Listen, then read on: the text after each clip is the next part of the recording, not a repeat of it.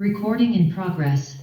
So that meant we had this central office then. Most of us in the office traveled a fair amount, going from place to place, particularly the directors of environmental health and nursing, who were out moving around, making sure that the environmentalists, the sanitarians, and the nurses and the other staff were doing the job appropriately.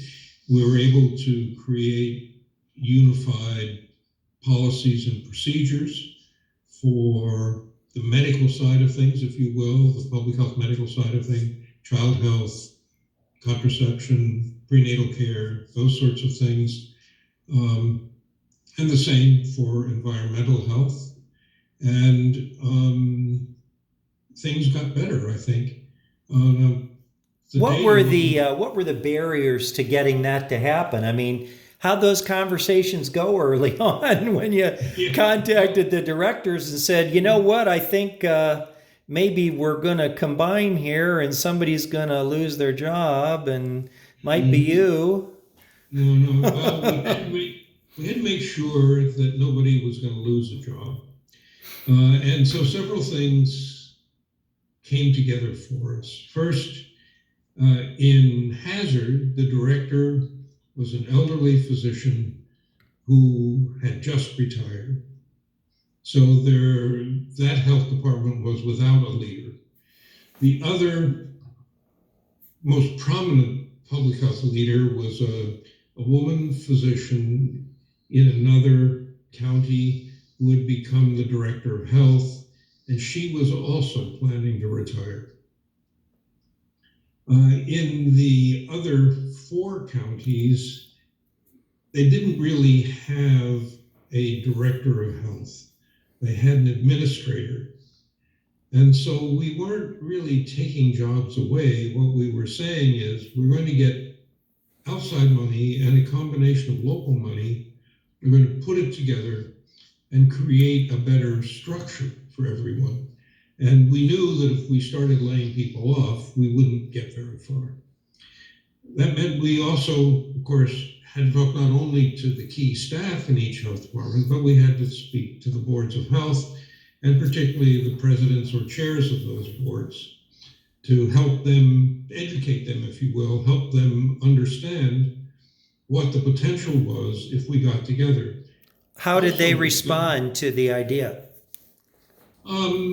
It was mixed.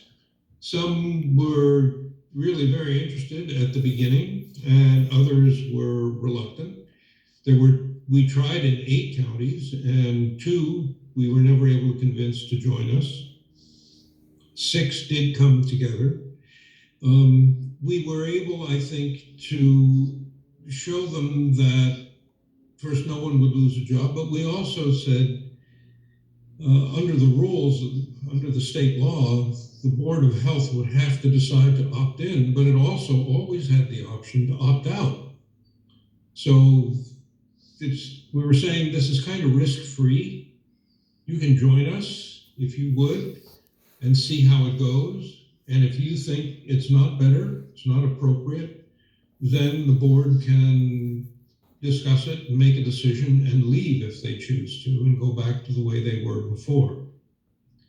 We were counting on several things. We were counting first on bringing more money into the county, so we were able to even out salaries so that most people would end up making more, because we had to bring the lower paid folks in one county in the same job classification up to meet the salaries in another county that paid a bit better. So the best paying county was the one at the top, and we had to bring everybody up to meet that, while we gave cost of living increases to the people in the county that was doing the best. So it was a juggling act, if you will, to manage all this. And of course, we couldn't do it immediately. We had to do it over time.